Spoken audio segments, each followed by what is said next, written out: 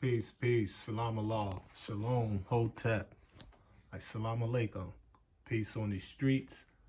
Today, family, we're going to share with you just a few excerpts. I want you to hear from the brother himself. This is the Jerusalem conflict, the Ali Muhammad Jiddah story.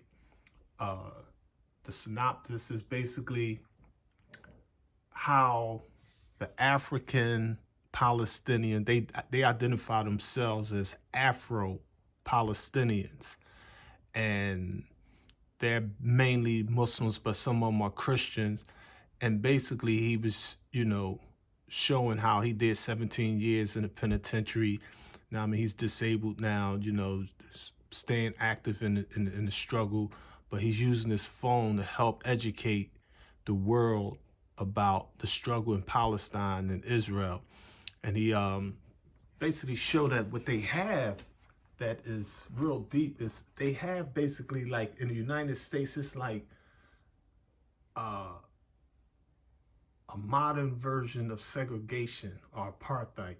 Now, I mean, they have the white Jewish sections with all the money, American money, now I mean, mainly, and the poor people, it's like the discrimination is extreme, so much so like he's an elder, he's disabled, but if you had to walk, say you work 2 blocks from your house, you can't go past the white Jewish section, so you gotta walk miles around just to, there's no what they call bums or Arabs, no niggers, talking about black people.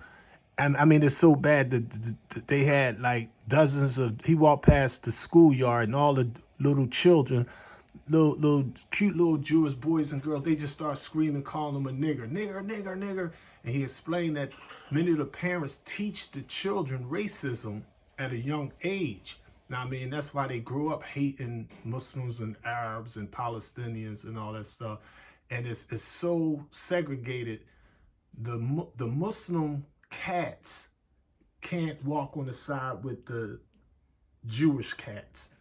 That's how vicious it is. Now, I mean, most Muslims don't deal with dogs because the dog nature is more dirtier. Now, I mean, but they had cats, but their cats can't walk on the same side as the Jewish cats. That's how vicious this discrimination is. So let's get a couple of wisdoms and words from him. So Ali, technically, you from the place to go to Western Wall, the people have to walk all the way around where you walked. This whole journey to come back around just to get back around to the Arab quarters? To the Arab side. Woo! Unbelievable, huh? That's what, 10 minutes walk? 15 minutes walk? Yeah. Voila. So what could literally take them 2 minutes? Now, if you take straight ahead, you will be heading to Jaffa Gate. So Ali, what could have took them 2 minutes towards the Western Wall? It takes them 15, 20 minutes to get Even more than 15 minutes, some of them. Depends on the age. And imagine if she is a woman and had babies.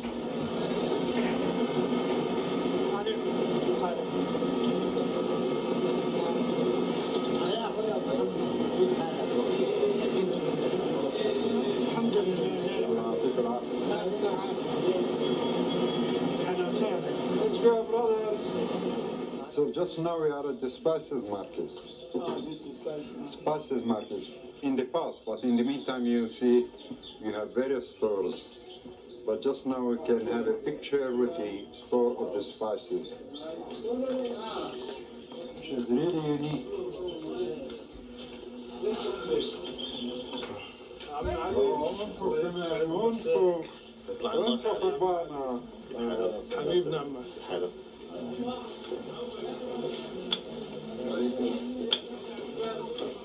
السلام عليكم. ايش يا محمد؟ ايش يا محمد؟ محمد نذكرك التاريخ اليوم. معقول بدك تحكي التاريخ وين على بريطانيا. بريطانيا مرة واحدة؟ بس بيشوفوا الصمر بيد ممنوع. ممنوع؟ بس الصمر. أنا بروح أدور حاله. حبيبي. ويلكم.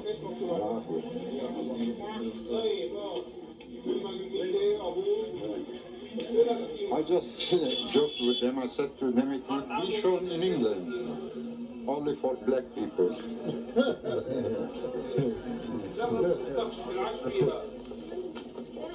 So a while back, you say you've done 17 years. Well, I was a member in one of the Palestinian factions on the left of the PLO. It's called the Popular Front for the Liberation of Palestine, which used to be headed by a Palestinian Christian, Dr. George Habash. Then in 1968, the circle of violence between Palestinians and Israelis was so wide. Unfortunately, I had to participate in that circle. I placed a bomb in West Jerusalem at Jaffa Street. 9 Israelis were injured.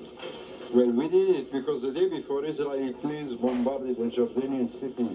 Many civilians were killed. Our main intention was to send a message to the Israeli civilians saying to them, if you don't protest against the brutality of your government, at the end of the day you are going to pay the price. A month later, when I was exactly 18 years old, I was arrested, sentenced 20 years, of which I passed 17 years.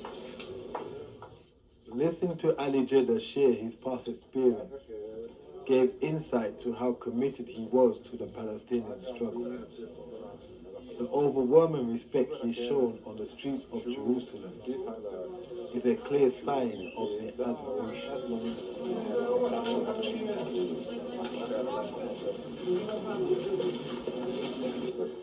Okay, so if you have a look here, brothers, it's written in Arabic, the House of the Martyr, and the name. By the way, he was the first martyr in the first Intifada of 1987. What's really interesting about him, Palestinian Christian, a young Palestinian Christian of 17 years old, very active he was. He was assassinated by security agents outside the walls of the old city. They claimed that he was stoning a bus of settlers. Now, a little bit downstairs, we are going to see the house of the other martyr that we have seen the picture at the shop of the father. This one is Christian, that one is Muslim. So this gives an idea that our issue is purely political, not religious. Hala hala, hala doctor, hala habibi. Habibi Abu Muhammad.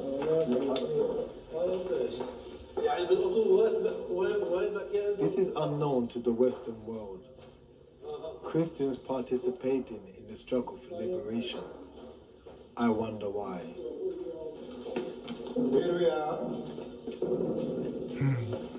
So this is the house of the martyr that had been shot by a settler in 1989. At Jaffa Gate, we have seen the shop of his father already. This is the مرحبا حبيبي كيف حالك؟ See? At that time he was 19 years old. The name is Khalid. Khalid. Yeah.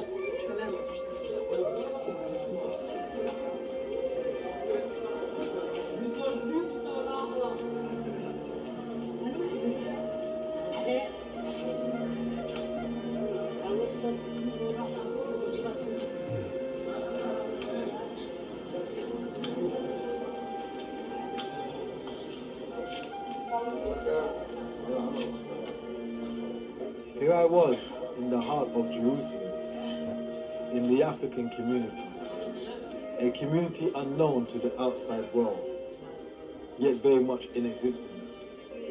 I was looking forward to this moment.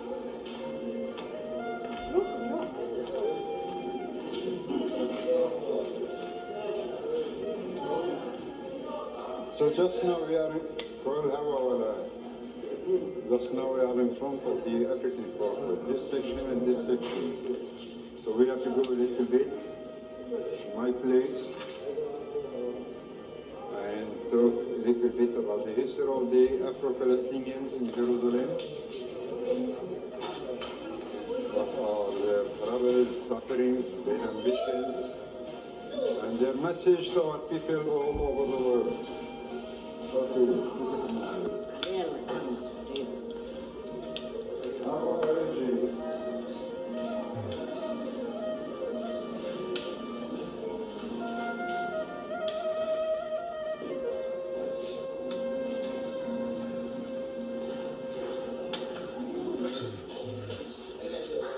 This is a picture of a brother. He's a martyr. On the first day of this intifada, on the 29th of December, year 2000, he was at the Mount of Olives coming out of the hospital after donating blood to those who were injured in the yard of the Aqsa Mosque. He was shot with a dum-dum bullet, the dum-dum bullet which goes inside fragments. 20 years old, a month later I was supposed to marry. Brother Usama Jidda.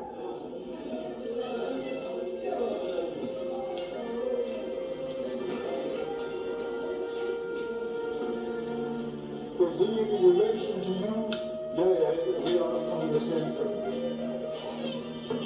What's your first name? Usama Jidda. Usama Jidda.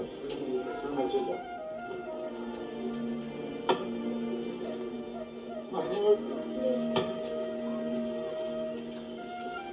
please be careful here while walking.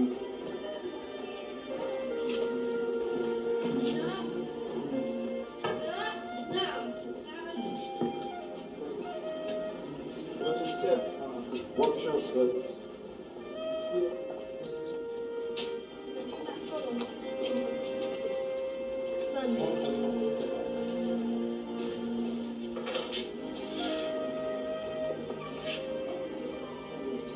Please, welcome.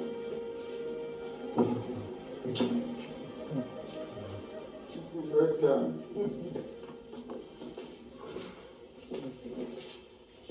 Want to give light to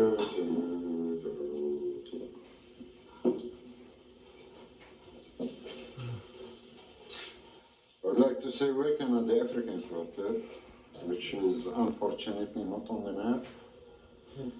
And whenever you go with a tour guide, you will never hear about the African Quarter. But just now we are sitting at the African Quarter.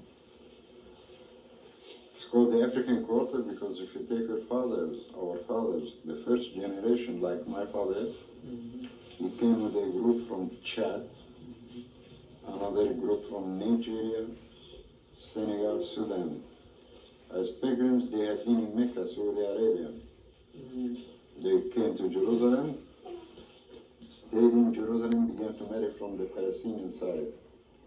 Today we are talking about the second generation and the third generation. We are about 40 families in both sections, this one and the other one just opposite. The building is very ancient. Don't look on this room because this one is new, but if you look in the one inside, it's very old. We are talking about 830 years old. Being built by the Mamluks. Afterwards, we have the Ottoman Empire, the Turks. And when the Arab revolt began against the Turks, beginning of 1914 up to 1917, the two sections became prisons. Here they used to locate people sentenced to life, in the other section people sentenced to death. Then we had the British mandate. Afterwards, we had the Jordanians, today the Israelis, tomorrow. Now, if you come to me and to the second generation and third generation, ask them how do they identify themselves, we say we are Afro-Palestinians. We were born here, we grew up here, we have the same history, same experience like Palestinians. Now, the way we are living among Palestinians, I think you have seen the way people respond when we go in the streets. We are well accepted, respected by the Palestinians. In the meantime, you can talk about a lot of marriages, brothers marrying to Palestinian girls, Palestinian men married to sisters from the African quarter. I never felt discriminated because of my color. I think it has to do with our role in the national struggle. For example, if you take the first Palestinian female to be put in Israeli jails came from the African quarter. She's a second generation, Sister Fatima Barnawi. She born here, the father from Nigeria, the mother from Jericho. She was sentenced 30 years, of which she passed 11 years. Deported, she came back with Chairman Arafat. Today she is the chief of the Palestinian police female in the Palestinian Authority. Then came my case together with my cousin. We were arrested in 1968, sentenced 20 years, we passed 17 years, then released in a big exchange of prisoners. If you take the first Intifada, most of the youth of the third generation, girls and boys, were arrested for their contribution in the first Intifada. In the second Intifada we had on the first day in Martyr, the one we saw his picture at the entrance, Osama Jidda, 20 years old. Now, if you take our position in the Israeli side, it's totally different. We feel we are under double oppression.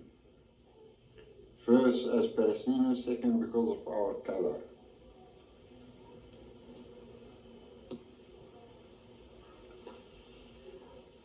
Israelis look on us in a way so discriminating, so racist. They call us kosher. You have seen that. Which we observed today. We felt it on your flesh once we went inside the Jewish quarter. Even the young boys, the kids, began calling us kushi. Kushi means nigger sambo. Now, racism and discrimination in the Israeli society is an ideology.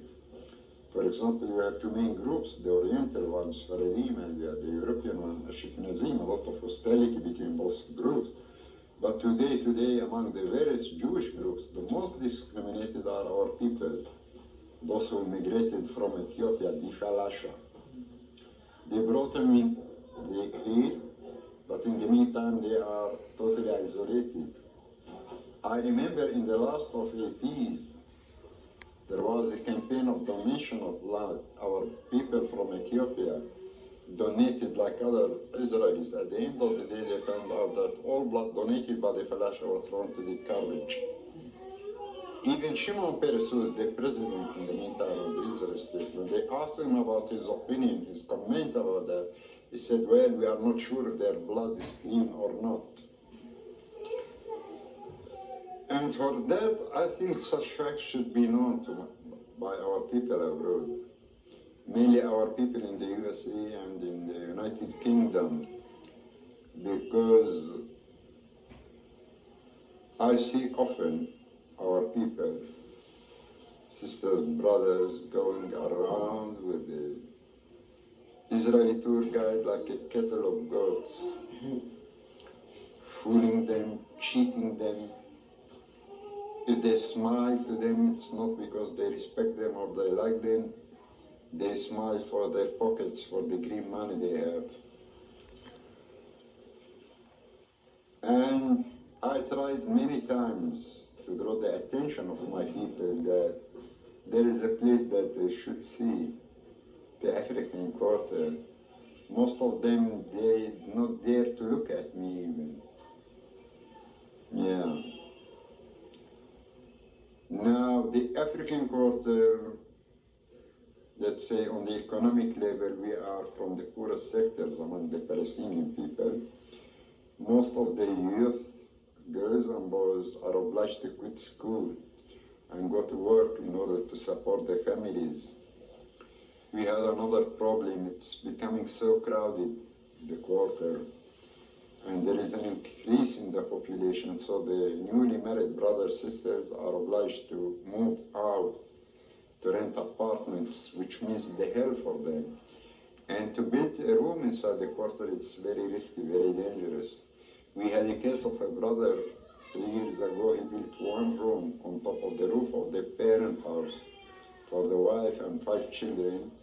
He was fined to pay 30,000 shekel, which is about $10,000, and to demolish the room by his own hands.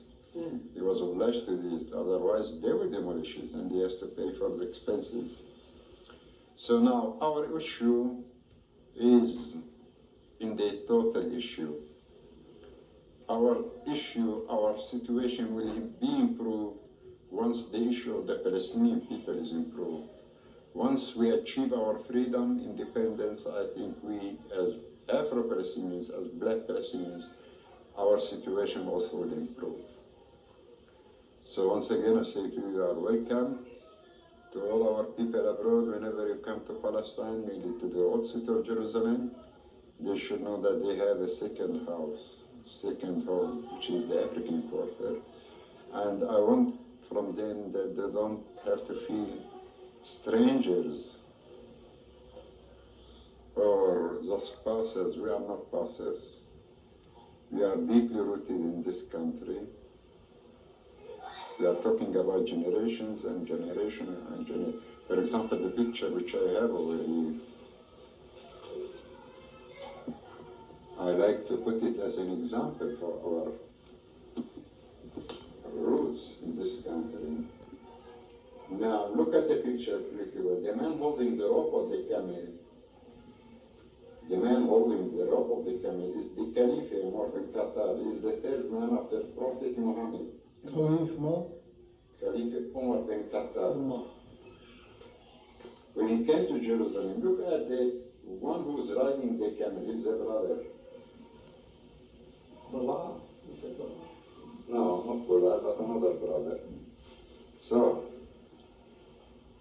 you can say we began when the Islam came to Palestine, but I'm quite sure we are even before and before and before.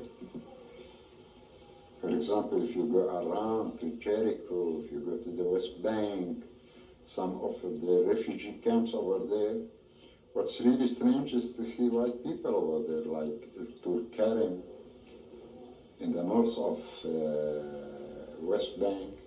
If you go to Gaza City, Khan Yunis, there is a quarter called El Garara. All over there, it's our people over there. If you go to Beersheba, Arad, the Negev, Hebron, some villages around Hebron. So you say African presence dates way back before religious presence like Islam and Christianity? I am sure of that, yeah. It's before, long ago. So what do you think of the concept of a white Jesus? Well, you see, brother, I don't want to intervene in this issue, because me, myself, I have a doctrine. You have to respect the emotions of the others, if you want them to respect your emotions.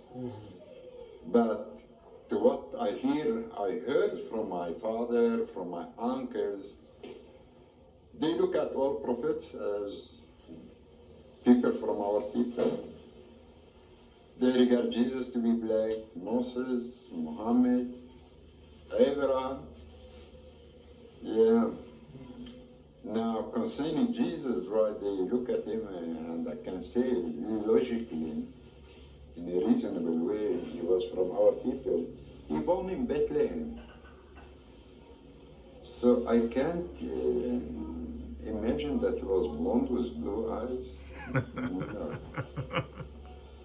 That's right. He born in Bethlehem, grew up in Nazareth, died here in Jerusalem, buried in Jerusalem. Yes.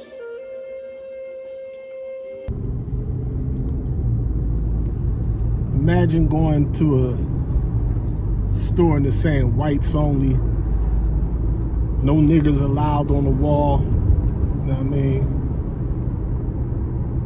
You would think that you was living in Jim Crow segregation, but it's like that in 2023. You may wonder where? Where's this at?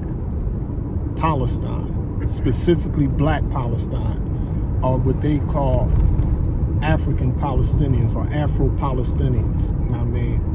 So I'm gonna share some information with y'all today so y'all can hear it from a brother that did 17 years in a Palestinian penitentiary. I mean, fighting for his people, trying to liberate his people from tyranny and oppression. You know what I mean? And he makes it clear that Israel is not only extreme with segregation and racism. They don't even allow Palestinian cats to socialize with Jewish cats. Like that, you know, Muslims don't have dogs and all that over there, but they had cats because cats could clean themselves. But their cats, their Muslim cats, their Christian Palestinians are discriminated against. African Palestinians are discriminated against. Muslim Palestinians are discriminated. Atheist Palestinians. If you're just a Palestinian, they are under oppression, tyranny, bias, racism, sexism, and classism. You know what I mean? And the brother brought up a good point. His thing is like, you know, one of the things that one of the tricks of the devil in the United Snakes of America is our people will get a passport or a visa, what have you, and go to and leave America and go to another colonized part of Africa or Arabia or China or India, you know what I mean? And, you know, not understanding that the resources of those countries are owned and controlled by European and American corporations. You know what I mean? You know, it's like the tourist sections, the brother from Palestine, he specifically shows a clip of black so-called Americans visiting Israel, following behind the white Israeli tourist guide. And he explained, when they walk down the street, they don't speak Arabic, they don't speak Hebrew, so they don't know on the wall it says no niggers allowed. I mean, they consider black people niggers, but he explained that the only reason they treat black Americans nice is because they know that these tourists got money in their pocket. But they consider them lower than dogs. They consider black people from America niggers. You know what I mean? But they want your money. I mean, so that thing's like, yeah, come on over to Jerusalem, see Jesus and see this, that, see to see the Wailing Wall and the East Jerusalem and all this other stuff. Technology. You know what I mean? But the beauty of these little computers, these little smartphones used by smart people, they can literally, slowly but surely, get the message out. You know what I mean? They can wake us up, even over here. You know what I mean? So I'm glad that I was able to take and come in contact with the brother's information. I definitely want to put it on my platforms and share it. You know what I mean? And y'all make sure y'all check that information out, and make sure y'all subscribe and like and keep pushing the program. We got to wake the people up. The struggle continues. Salam alaikum. Peace.